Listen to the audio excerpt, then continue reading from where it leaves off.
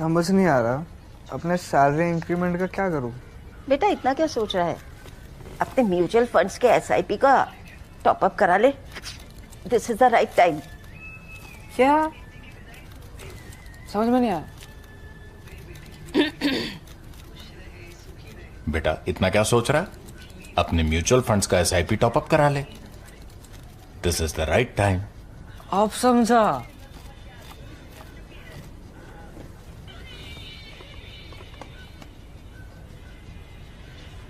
Mutual fund investments are subject to market risks.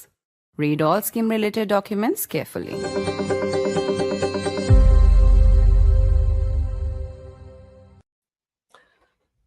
Amid the worsening relationship between India and the United States, Donald Trump has finally announced a new envoy and ambassador for India. Sergio Gor is being described by Trump himself as a great friend and someone who has the American president's absolute trust. But there is a kicker in the tail, and it is this: Mr. Gor will also be the envoy for South Asia and Central Asia, leading to concerns about a continued hyphenation between India and Pakistan by Washington. How should we read the announcement, this ambassadorial announcement of a man whom Elon Musk once infamously called a snake? Does this point to Trump wanting to patch up with India, or is this actually a continued attempt to reset relations with India and play the schoolyard bully? I'm Barkha Dutt. You're with the Mojo Story. On the program today, we'll try and make sense of the new announcement by Trump coming in the middle of a worsening relationship between India and the United States. The tariff trade war is seen to be anything but about trade. While there has been insult upon insult heaped on India by varying officials in the Trump administration, India has continued to respond with restraint. Even earlier today, Foreign Minister Jai Shankar said that there is no quote-unquote kutti with the United States of America, but said that Trump was the president who was unlike any other president that the world had dealt with. Meanwhile, after the exit of Eric Garcetti, we finally have, and you see him on the screen, a new candidate for America's ambassador to India. Sergio Gor is someone Trump calls a great friend. He's a full MAGA candidate. He's also somebody who is seen to be one of the factors that Elon Musk left, calling Mr. Gor publicly on X to be a snake.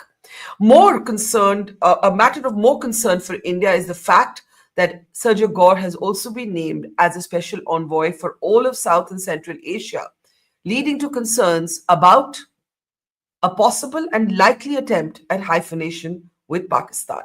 Let me introduce our guest today as we try and make sense of it all. With Trump, that's never an easy thing because there is no consistency, as it were, in his decisions. We're joined by veteran diplomat, Ambassador Dr. Mohan Kumar. Welcome to the program, sir. Also joining us is a military veteran, General Atta Hasnain, former GOC of the 15th Corps. Always a pleasure. And also one of India's finest strategic minds, Sushant Sareen, is with us. He's, of course, with the Observer Research Foundation. Thank you very much, everybody.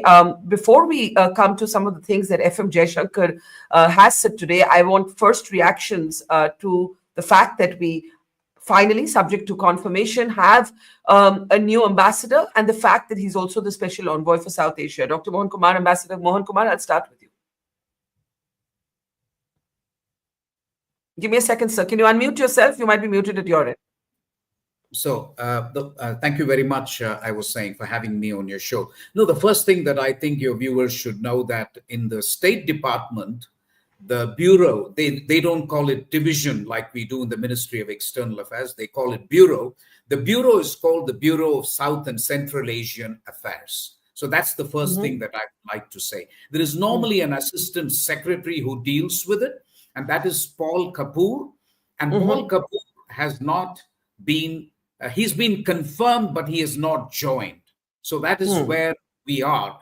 And I would have thought that I would have reacted with horror if it was an obscure career diplomat who was posted to Delhi.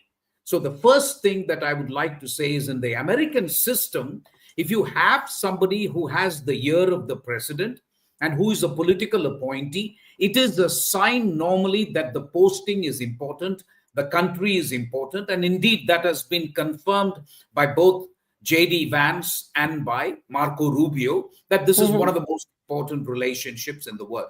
Donald Trump hasn't said it, but the others have said it, and I doubt the others would have been allowed to say it without Trump saying okay. Second, I put it to you, first, it is South Asia and Central Affairs, and you have picked one country, Pakistan, and have talked about rehyphenation. Supposing you were in Pakistan, I would like to ask you, how would you feel if you had an ambassador in Delhi who has been told he is the special envoy for the whole region, and you are based in Delhi and not Washington or Islamabad? I would react with horror, frankly. I would say, what the hell is this? Because the Indians will be all over him. They will try to influence him. They have daily access to him. So that's the second thing that I would say. The third thing that I would say to you, Barkha, is that President Trump is unprecedented. You know this. We all know this. There is a special envoy for the Middle East. There is a special envoy for Latin America. There is a special envoy for the UK. The only two countries which don't have special envoys, actually, interestingly, is China and Russia. But do you even know the American ambassador in Russia? I don't know. Do you know the American ambassador in China? I don't know. But we all know Steve Witkoff, because that is Trump's style. It is Steve Witkoff who's running the negotiations on Ukraine. He's talking to Russia. You don't even hear of the American ambassador based in Moscow. Similarly, China, there is a new ambassador of America in China, but it is Scott Bessent who ran the negotiations for Trump when he was preparing the ground for a possible conversation between Xi Jinping and Trump. Given all this, I'm not saying all this is, fantastic or whatever, because the fact of the matter is this is the first time that you have an ambassador in Delhi who's also been made a special envoy for Southern Central Asian affairs. But I think he is more taking over the duties of the State Department Assistant Secretary of State than anything else. And you're only picking one country from a bunch of countries. There is Tajikistan, Uzbekistan, Turkmenistan. There is South Asia, which obviously has Sri Lanka, Bangladesh, Bhutan, etc. So really, I put it to you, yes, he may, do some miles traveling to Islamabad in his capacity as special envoy for South Asia. But how much can you really do this when you are ambassador in Delhi and you've got a bunch of countries which are in your charge? So I would say that we should really not overreact. This is typical Trump style. He operates through the special envoys. Steve Bannon has made a comment saying that apart from Susie Wiles, who's the chef de cabinet, there is only one person who can walk into Trump's room at this point, and that is Sergio Gor. So the way I look at it, it gives a tremendous opportunity for Indian diplomacy to try and interact and influence somebody who has the president's ear. I'll stop here, Barkha. So, in other words, you are optimistic at this announcement and you're not overly bothered. Before I go to Sushant and General Hassan, you are not overly bothered by the fact that he's also going to be an envoy for all of South Asia. You're not bothered by that, Ambassador. I would have been bothered if he was special envoy for India, Pak, like Holbrooke, AFPAC. This is Southern Asian affairs. This is South and Central Asian affairs, which is exactly the denomination of the bureau that deals with the country in the State Department. It is the State Department that should be concerned about the hierarchy, not me. If he is going to do this, that's fine. If he wants to double up doing the job of the Assistant Secretary of State in the State Department, that is their prerogative. It is an internal matter for them. As far as I'm concerned, all I'm saying is Japan, countries like Japan, almost implore the United States to post a political appointee. They say if you post a career diplomat, it's a sign that the US does not take that country seriously. This is their system, Barkha. It's not our system. But I think there is no need for a knee-jerk reaction, and I'm not overly pessimistic is what I'm saying. Okay, sure. Let me bring in Sushant before I come to General Hassan. Only because, Sushant, on your X commentary today, you were less than impressed with Marco Rubio suddenly calling India one of the most important relationships to the US in the world. And this kind of schizophrenic response from the Americans, Peter Navarro calling India a laundromat for the Kremlin, taking a racist swipe in terms of using the word Maharaja of tariffs, and so on. And now suddenly this. What do you make of it? And do you share Ambassador Kumar's sanguine or sort of cautious optimism about the fact that, look, at least he's got Trump's ears? And so far, the problem has been that India hasn't been getting through to Trump. Look, I agree with Ambassador Kumar, but with caveats. Now, if this appointment had taken place maybe a couple of months back before all hell broke loose between India and the United States, I would probably agree 100% with what Ambassador Kumar said. But after what has transpired over the last 6-8 weeks, I cannot but be a little skeptical about the appointment and what it means and the kind of portfolio the guy has. Yeah. And the question is that, look, after you have burned this relationship or at least significantly damaged it because the trust factor is completely missing. Barkha, again, just look at it this way. If such an appointment had been made maybe 5 years back, what would have been the reaction in India? I think the three of us sitting out here on your show today would be welcoming it wholeheartedly. Today, if you just look at the reactions within India, there is skepticism. Yes, there is some cautious optimism like Ambassador Kumar is expressing, but there is also a very high degree of skepticism. And there is also maybe a sense of unease as to what exactly does his portfolio entail. So there is that problem which is already visible. It's staring us in the face. We are not entirely sanguine about this particular appointment, and we don't know whether, as Trump's hitman, is he coming out here to bully us into submission?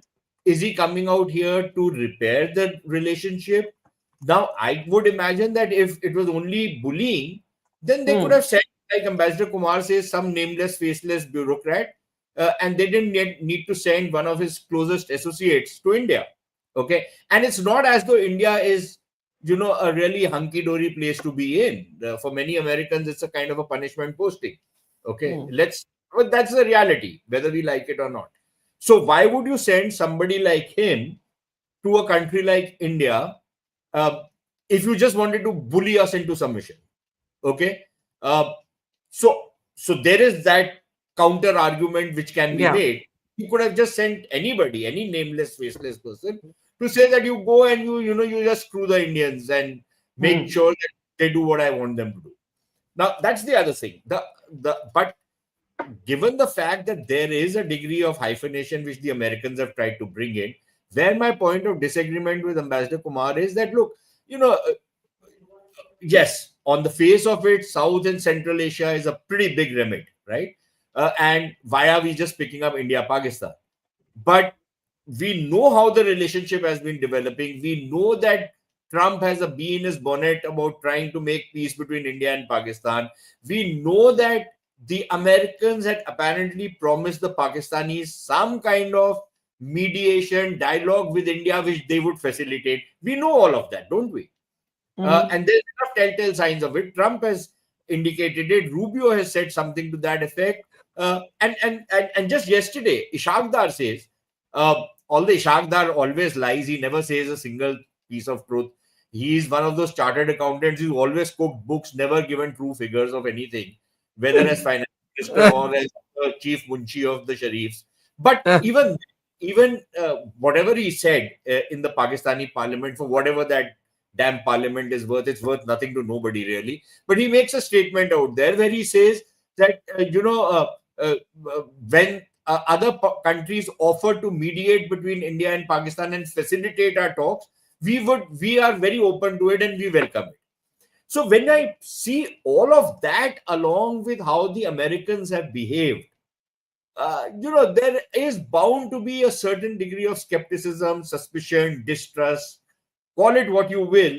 So I am not entirely very sanguine about the prospects of having somebody who has the president's ear, because he can say anything to the president. Yeah, How do yeah. I personally tend to agree with. I tend to agree with you, Sushant. Though I see Ambassador Kumar's point that this isn't an obscure nobody, and so to that extent, you have a point. I mean, Ambassador has a point, but I share your skepticism because there's no stability or internal logic to the kind of responses we've had from Washington. And General Hasnain, I want to bring you in now, right? We can't decontextualize what's been happening between America and Pakistan. Munir's 2 trips, Munir's reported remarks at a private charity dinner making a nuclear threat, Munir talking about attacking India from the east, actually repeating what the DGISPR of Pakistan says on record to the Economist. Munir reportedly targeting or threatening Mukesh Ambani, and then the US Treasury Secretary going on record to make the same point about India's rich families, quote unquote, profiteering from this war, totally overlooking the fact that the Americans are now taking a 10% markup on all weapons that they're providing to the Europeans onwards to Kyiv, and therefore actually the ones who are profiting. How do you look at this appointment? Thank you, Barkha. Thank you for inviting me after a very long time that I'm appearing on your show. That's your fault. That's your fault, not ours. Entirely my fault. Yeah, absolutely. Yes. First of all, starting with Asim Munir, I have stopped taking him seriously, frankly saying. Within the Pakistani establishment, someone rang me up this morning, very interestingly, to talk about another Munir. There is another Munir in Pakistan, in the Pakistan army. He retired long time ago, and he was spoken to and asked, who is this? Why is this gentleman Asim Munir? Why is he so uppity about everything? And he had some very, very nasty things to say about Field Marshal Munir. So I can actually show you within Pakistan also a lot of people are skeptical about him. And the way this relationship is going, I don't take it too seriously even now. But coming back to the issue of the new American ambassador to New Delhi, I tend to go along with both my colleagues on the panel. Coming to Ambassador Mohan Kumar, you see, I do feel that, Barkha, I'll give you a parallel. Who is supposed to be the person in a cabinet, in an organization, in a setup, a corporate setup, who is closest to the CEO normally? Either it is the finance man or it is the personnel man. The man who is looking after placements, postings, etc. For example, in the Indian Army, who is considered a person very close to the army chief is the military secretary, who does all the postings of the 47,000 officers. Sergio Gor is the military secretary of the United States government. He is the closest. And if our friend, what's his name, who called him a snake? Elon Musk. Elon Musk. If Elon Musk can call him a snake, obviously he must be very, very close to the president. Now, out of the blue, if a president decides to take one of his right-hand men and post him to a problem country, which he considers in his perception a problem country, I think it would be for a particular purpose. And let me be positive about it. Why assume negativity at this stage that Trump is just posting him here to create issues, to create more turbulence and things like that? It may be just to retrieve this relationship. A 38-year-old man who is, considered very powerful in the circles within Washington, 26 years, an immigrant himself, and that should be something that we should be looking at very positively. He comes to Delhi, and then he is appointed as a virtual Assistant Secretary of State, as Ambassador Mohan just said, Assistant Secretary of State. You may like to remember what in the time of Robin Raphael, when she was the Assistant Secretary of State also, the kind of turbulence that she could create. Equally, I suppose Sergio Gor can also create that kind of turbulence. But why look at it negatively at this stage? You could also create the right amount of positivity. Because just 24 hours ago, another key aide to Trump called us a laundromat for the Kremlin.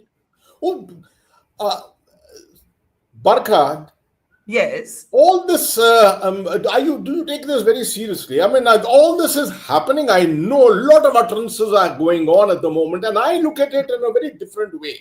I think the Indo-US relationship is being taken apart to redo it. Right? This is the experience of the deep state of the United States, that the manner in which it has, looked at the example of China. China was supposed to be coming out in 1970, 71 and becoming a great friend of the United States. It was supposed to rebalance the whole Cold War, and that is how the Soviet Union was supposed to be defeated, and China and America would be cozying up thereafter. Everything has gone wrong thereafter. Is this I look at it from that angle, that is the United States reading India and India's strategic confidence, rising importance in the world? Is it looking upon it as a negative at the moment and thinking, why not redo it early enough before things go wrong? So I tend to think that come a few months more, things are going to improve, and this, on the first day after the appointment of an American ambassador, I would be the last to look upon this negatively. Okay, so I think Sushant and I are on one side of this conversation in terms of the skepticism we feel, but I do take the point that both you and Ambassador Kumar are making about the fact that this is not a nobody. He is a somebody. If he's a somebody, there's a plan, there's an idea behind sending him to Delhi, and that even if there's a Pakistan or larger regional dimension to it, by stationing him in Delhi, you are acknowledging Delhi to be the fulcrum or the pivot. Agreed. Now, the question still remains that this can play out because it's Trump any which way, and we don't know. And FM Jaishankar has acknowledged as much, speaking earlier today at a conclave where he said that Trump conducts foreign policy in public like no other American president, and this is not a problem unique to India. Take a look. We've not had a US president who's conducted foreign policy as publicly as the current one. That itself is a departure. That's not limited to India. That's limited. In fact, for that matter, who's not conducted his domestic policies as publicly as this one too.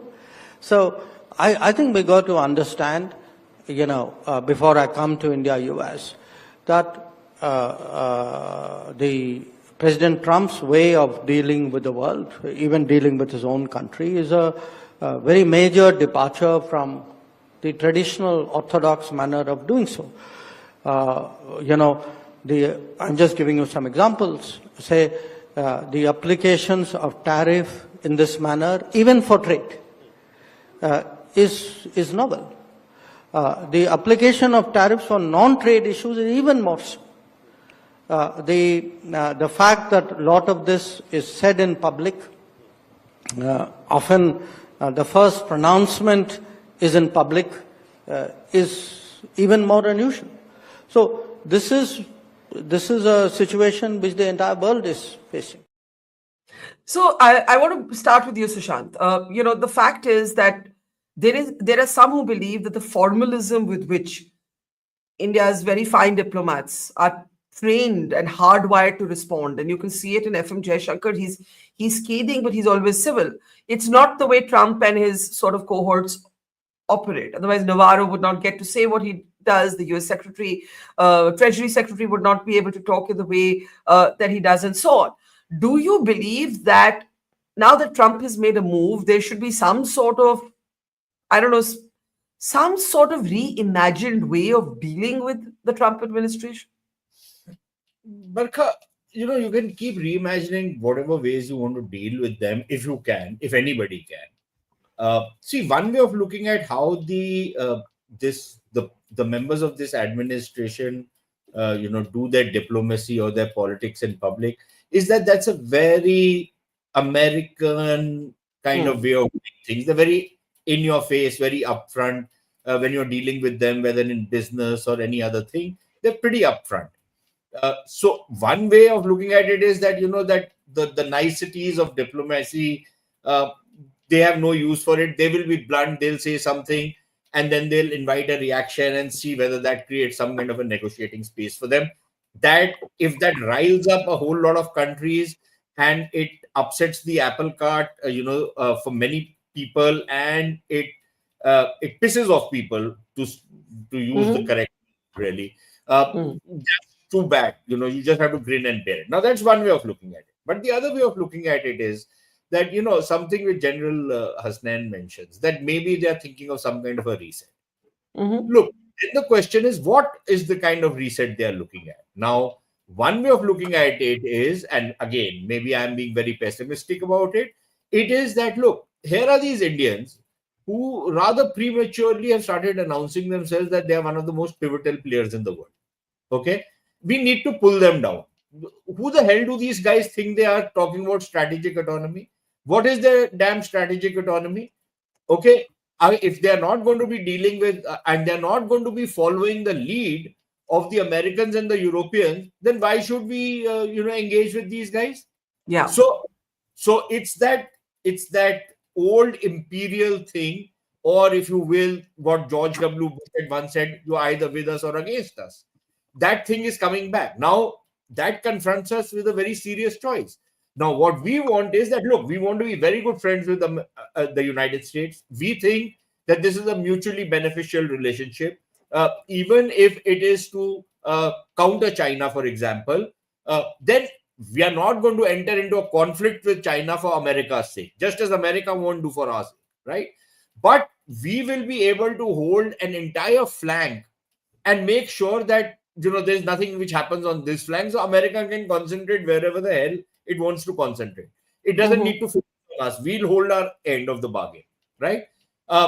Which is, again, it's a good way of strategic balancing, that we are not going to be interested in a scrapping match with a scrap with China, but we will hold our own, right? Which should actually satisfy the Americans. They want more. They want us to be bloodied in any kind of a conflict, and us to come like the British wanted, that take the Indian soldiers and let them get killed in copious numbers so that they win the war.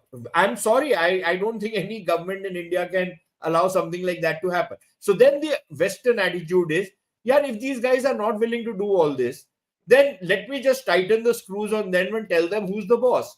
Now, whether that is a strategic reset which they think they're going to be going in for, and then what are the kind of options that leaves for us? How do we then propose to, traverse those waters? I think that's a bang on question. I was going to come to Ambassador Kumar, but General Hassan has her hand up, so I'll go to you first and then to Dr. Kumar. Apologies to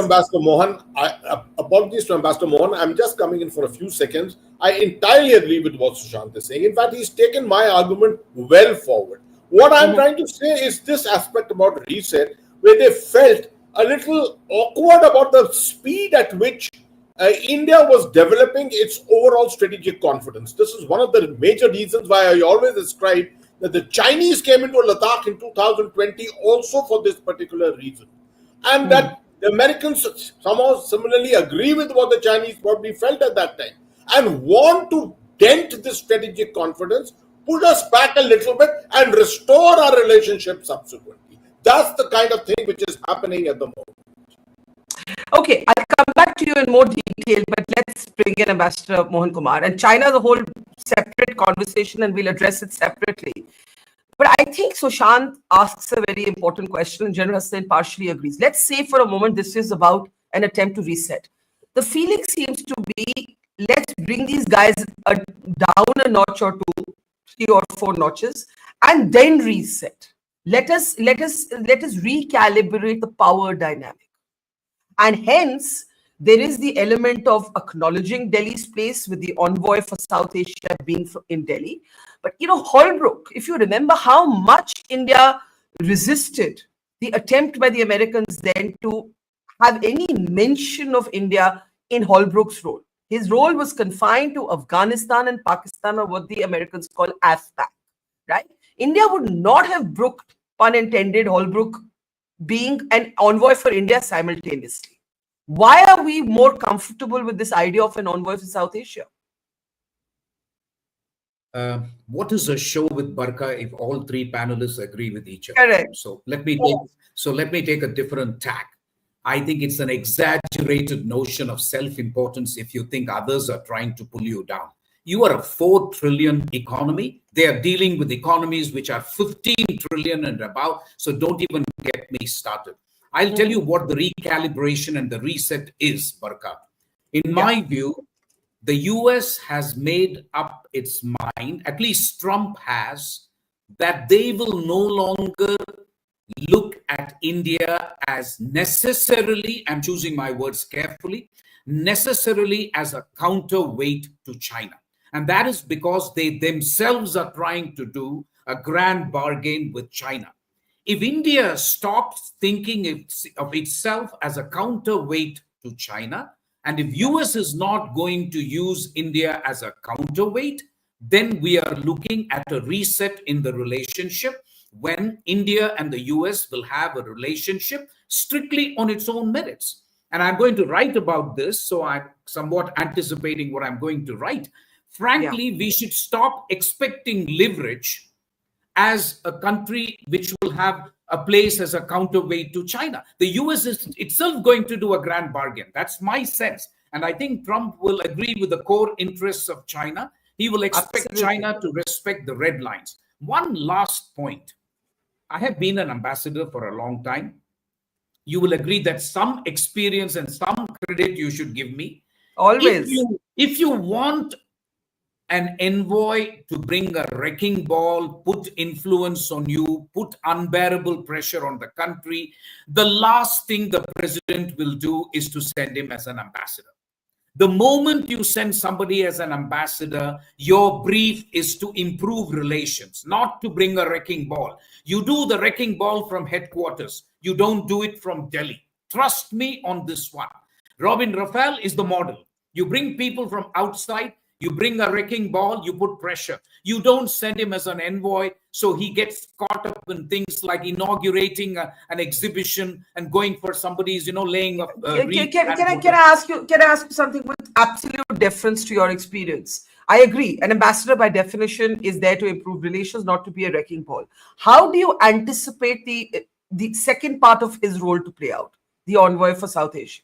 So the way I expect it to play out is I'm not ruling out what you guys are anticipating. Where I have a problem with what you are saying is you seem to think that is his unique responsibility. I see this as an opportunity. Call me a Micawber if you like. I see this as an opportunity to influence India's relationship with other South Asian neighbors. Forget Pakistan for a while. I think a lot of things can be done with Nepal, Bangladesh, Sri Lanka, Bhutan. A lot of things can be done. And I do not believe that America and India do not have common interests. So I genuinely think that he gives you an opportunity. Of course, there is a downside. Of course, I agree. This might be completely overruled and he might start, just going to Pakistan and coming back. I strongly doubt that somehow.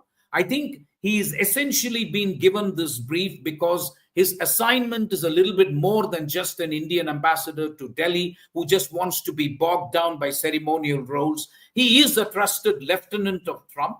So my sense is you are invariably going to have an assistant secretary of state for South Asian and Central Affairs, but instead of being in Washington, he's based in Delhi. I wouldn't overreact. But I would be vigilant, obviously. What you guys are saying is correct. We need to watch out. But to uniquely interpret his role as one of India, Pakistan is what I have a huge problem with, frankly. I think that's a fair point. That South Asia is a lot more than Pakistan. And not therefore we are Central Asia. And therefore, we ourselves should not hyphenate a relationship that we don't want hyphenated. And I totally take that point. Janna said, let's bring you in. Let us talk about this idea of India no longer being the countervailing force to China necessarily, where that leaves the Quad. Also, how much thought we think that Trump may have necessarily attached to this choice. For example, we have one of our regular viewers, Prasad, saying we all seem to be attaching too much of a well-thought, deep reason behind the choice of the ambassador. I think it was just another instinctive announcement. So, with Trump, you don't know. You don't know how he's thinking and who is thinking for him. In particular, when it comes to, let's say, India, did he make this choice? Did somebody whisper it in his ear? We have no idea. Do you understand? This idea that India is no longer the countervailing force to China and where that leaves the Quad. Is the Quad already dead in the water? Barkha, I think we ourselves on this panel are doing a tremendous amount of thinking for Mr. Trump. Perhaps he has not done enough of it, and this video should reach him, because on the first day of the appointment of the US ambassador, we are really going into raptures and to understand this. No doubt it's a very good thing. But having said that, I am also observant about the fact that the US media, the US State Department, otherwise, or any of the think tanks have not really commented very adversely on the last few weeks or maybe developments which have happened between India and China. If you see the visit of Mr. Wang to Delhi, the sense of improving relationship, Mr. Modi's impending visit coming up for the SCO summit, and things of that nature. By now, if this relationship was deteriorating very badly, you would have found a lot of negativities emerging at this time. That doesn't seem to be so. And I think everyone there in the deeper than deep state in the United States is observing this very carefully. And perhaps that is where the reassessment is going on. What is India's exact position as far as the United States is concerned? Is it only the geostrategic location that you are looking at? Or is it the geopolitical presence of India that they are looking at? I don't think the Trump administration is too clear in its mind at this moment, and there's a lot of thinking going on, a lot of analysis still going on. So with Mr. Gor coming here at this particular time and not being a specialist on anything concerning South Asia, not being a specialist on anything concerning India, he's coming with an open mind. And I think that is one of the reasons why I say an onset, a reset of relations between India and the United States is on the cards almost immediately. All right, let me get to last questions and my last comments. And my last comments have to be about China. So Shant, I want to start with you. You know, China's envoy to India says China stands fully with India when it comes to taking on bully Trump. But China, the same envoy, then also says that Pakistan is a victim of terrorism. Wang Yi is here. He meets with the Prime Minister, with the NSA, but then he goes to a trilateral of Pakistan, China, Afghanistan, and leads a strategic dialogue in Pakistan. China, above all, has just been an active participant in Operation Sindoor. You know, FM Jaishankar today said it was mistaken analysis to say that this cautious rapprochement with China was in a response to what's happening with America. But I think most people believe that that's exactly what's happening. The question is, are the Chinese really the better alternative strategically? Not necessarily, not until you have serious problems with them. But I think what the External Affairs Minister said is a statement of fact. Whether people want to believe it or not, it's a statement of fact that you started, reaching out to the Chinese sometime last year. And, in a slow and steady manner, you've tried to bring the relationship back to some degree of normalcy. Nobody is saying that, everything is hunky-dory between India and China and we are now Hindi Chini bye-bye. Far from it. But I think we are taking certain steps, and perhaps both countries sense some kind of an opportunity with Trump running amok, some kind of an opportunity to try and get around some of the issues that have been bedeviling their relationship for many years now, in fact, for many decades.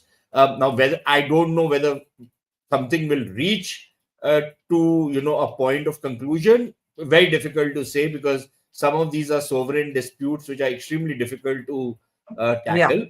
But I think there is a sense that there is a kind of opportunity developing. Of course, the Chinese will try and exploit whatever distance has come between India and the United States. They'll of course want to put a wedge in it, just as we would in some of the other relationships where we have a problem. And then it's okay, par for the course. The Chinese have still not given up on Pakistan, so they will continue to deal with Pakistan and keep using the flowery language, which has very little meaning, because in economic terms, at least, there is no money that the Chinese are investing in Pakistan anymore. But again, the Chinese will also be signaling to Pakistan that if you are getting very close to the Americans, then we have the Indians. Having said that, just one or two, Barkha, I'll just take a minute or two. Look, there is a reason why when I look at Americans wanting to reset relations with India, I look at the nature of the Trump administration, the transactionalism and the crass transactionalism which is on display. And not just with us, we were just simply partners, okay, with allies. Look at the way they've dealt with, not that I'm shedding any tears over Canada's predicament, but look at the way they've dealt with the Canadians or the Mexicans, or for that matter, the Europeans, right?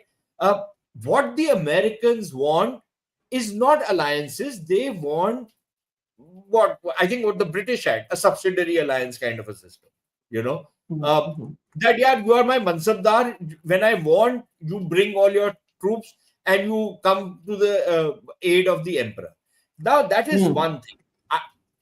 Maybe they're trying to push us into a similar kind of a relationship. Secondly, you know, you'll hear a lot of talk, at least among the MAGA crowd, that look, we've already made a mistake by making, you know, China what China is today. Why do we want to tempt fate with another India, especially an India, which even when it has, and I understand where Ambassador Kumar is coming from, the fourth largest economy in the world and all of that. But having said that, the guys who are just at $4 trillion, nowhere near, you know, the kind of global footprint that some of the other countries have. And yet these guys are showing us the eye. So what will happen if these guys become $12 trillion tomorrow, right? So this is the time to bring them under my influence, under my thumb, because otherwise ye to aaj nahi sunte to kal kaun sa sunenge meri baat, right? So I think that's also at play. And one final, maybe this is, I'm looking at it in a very, you know, it's a tantalizing possibility given this second appointment of this guy Gor as the you know, special envoy for South and Central Asia. Are the Americans looking at resetting the global chessboard in the South and Central Asian region with India as the pivot, instead of looking at only the Indo-Pacific now, looking at India as the pivot in the South and Central Asian region? I don't know. Maybe this is just one possibility which could be there. But we'll have to wait and see how that unfolds. It is indeed a tantalizing question, Ambassador Kumar, because it opens up all sorts of thoughts. But I want you to build on your argument that India's relevance will no longer be vis-a-vis China necessarily, because Trump will try to do that grand bargain. I think India's outreach with China is in anticipation of perhaps that possibility, that realistic appraisal. That said, with all the problems we have with the Americans, right, they play out in full public gaze, as Jaishankar just mentioned. In China, one doesn't have the foggiest idea of actually what's going on. It's all remains speculative. There's deep opacity. There's deep sort of centralized control. I'm a little concerned about us sort of romancing the Chinese. I know no one's using that word but me. But suddenly there's all of this rah-rahness about the Chinese. We just saw what they did in Operation Sindoor. So my view is that if you talk to the serious people in the government, I don't think anybody will go gaga over the relationship with China. There is a lot of, reluctance about how far this nation should be taken. On the other hand, Barkha, I think there is tremendous appreciation of the dependence we have developed on China. Whether it is Chinese working for Foxconn, whether it is rare magnets and rare earths, whether it is active pharmaceutical ingredients, whether it is photovoltaic cells for your solar panels. So my sense is that if we accept that my proposition, and not everyone needs to accept it, but I would say that the US, at least under Trump, will not look at India as a counterweight to China, or at least not look at India solely as a counterweight to China. They will do a grand bargain with China. Trump will absolutely he believes in the great powers, which is Russia, China, US, and they will, I think, try to do a deal among themselves. And for the others, we will wait and see how things develop. That's my sense. If that understanding is correct, it actually frees India a little bit in its relationship with China. So that is, I think, what we are doing. But I don't think you can be romantic at all about the relationship with China. De-escalation has not happened. How can you be romantic and go rara when you have 50,000 soldiers on each side, eyeball to eyeball confrontation? So you would have to be extremely naive to kind of say that. And my problem is to really look at China because of the issues we are having with US. That kind of a zero-sum game will, I think, be terrible for Indian foreign policy. We have an opportunity to re-establish our relationship with the US. We have a chance of trying to re-establish our relationship with Russia, actually. And we have a chance of actually trying to see the limits of our relationship with China. My feeling is that is what we are doing. And Trump, unwittingly or wittingly, I think unwittingly, is helping us, because you can now have more room for maneuver, actually, vis-a-vis China and vis-a-vis Russia. That's my sense, frankly. Yeah. So a lot of balls up in the air, General Hussain. Let me give you the last word. You know, we had Admiral Shekhar Sinha on our program last evening, and he said, everybody goes on about this. First, it was 2-front war, then it was 3.5-front war. I think we have to prepare for a 1-front war, because at every border, you're effectively dealing with China. This is his argument. His argument is much further than our skepticism, our concerns, that he said that, you know, China is a master of this sort of double game, if you will. And, you know, it's Chinese whom we're taking on in Eastern Ladakh. It's the Chinese who you're effectively dealing with when you're dealing with Pakistan. That's his argument, right? It's the Chinese pumping in money into Nepal, into Sri Lanka. So we know this, Bhutan. I mean, we know this, right? So this China factor, I want you to end with where this all fits in with this new envoy being an envoy for South and Central Asia. First of all, Barkha, I am one of those who firmly believe that China will not go to war with you. No, war fighting is not China's way of doing it. They will threaten you in every other way to make sure that you think you are at war, right? And a nation which thinks that at war is virtually at war, because, you know, it is preparing itself all the time, doing all this. For the United States, there is nothing permanent in this policy which seems to have adopted all of a sudden overnight in the last 3 or 4 months. This aspect of China not being that kind of a long-term major threat to it. I see this changing maybe in the next 6 months to a year itself. If the same reasons which you contribute to saying that China is not really a long-term adversary of the United States, they can work themselves the reversed way too. That's true. So I would strongly advocate that India's geostrategic and geopolitical importance, notwithstanding the fact that we are only at 4 trillion, sometimes it's good to say only 4 trillion, because otherwise, you know, you tend to overestimate yourself. The fact still remains that the Indian geostrategic location, the subcontinent's geostrategic location in the Indo-Pacific is still very much of great significance. Look at the sea lines of communication which goes through from here. Look at the trade line links which go through from here. I mean, the whole 80% of the world's trade travels through these routes out here. And India's importance, strategic importance, has to be understood from that angle too. Look at the huge mass of population we have. The next global cycle of terror is not very far away, I can tell you. With what is happening in Gaza, with what has happened in the Middle East overall, a next cycle will emerge in the near future sometime. Will this affect this part of the subcontinent? All this is going to create a huge turbulence for the United States. The United States post-Cold War policy has always been about stabilization internationally so that its economy itself can thrive, right? So I think we are in the vortex of a changing times at the moment. What has happened is Mr. Trump's time has just come, that there's a review of the United States priorities which is taking place, and therefore a reset is on the cards, and that's exactly what we argue out here in your show. Well, I think that paints quite a scenario, especially when we think of the next global cycle of terror not being very far away. But as Foreign Minister Jaishankar said today, the bottom line is we have some red lines. And I think the future, or the near-term future, is going to depend on how these red lines are negotiated, are defended, are protected, and how the Americans and indeed the Chinese or the Russians respond to those red lines. We leave it there. Thank you, General Hussain, Sushant Serene, Ambassador Kumar.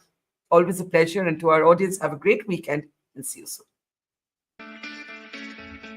It's great to see you here. Thank you for watching our work. If you haven't subscribed yet, don't forget to click the bell icon and subscribe to Mojo Story and support independent, robust journalism.